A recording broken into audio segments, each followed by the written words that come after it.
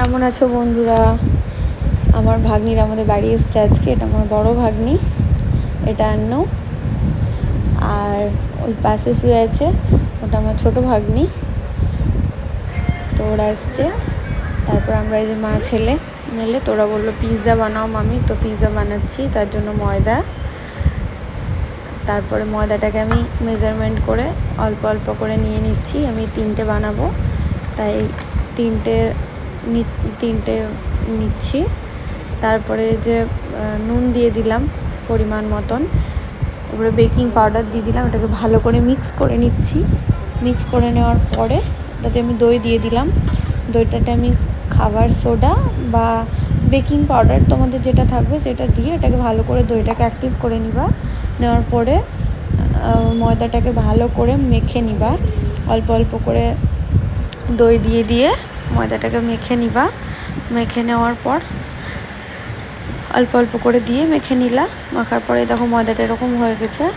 তো এরকম টাইমে একটা থালা নিয়ে ময়দাটাকে ভালো করে ওরকম করে বাড়ি মারার পর কিছুক্ষণ আমরা একটা ডো তৈরি করে নিবা মোটার মতন নিয়ে, এটার উপর একটু সাদা তেল লাগিয়ে এটাকে 2 ঘন্টা বা 3 ঘন্টার জন্য রেস্টে রেখে দিবা, যাতে এটা ফুলে যায়।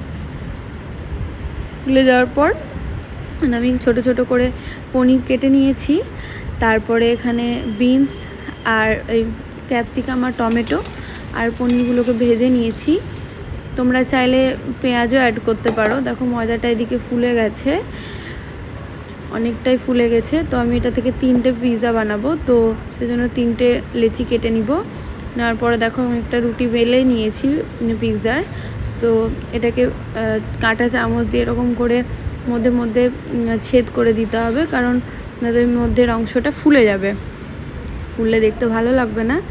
তো এটা একটু এরকম করে দেওয়ার পরে এটা আমি মাইক্রো ওভেনে রুটিটাকে ভালো করে সেঁকে নিব, যাতে তাড়াতাড়ি হয় পিৎজাটা।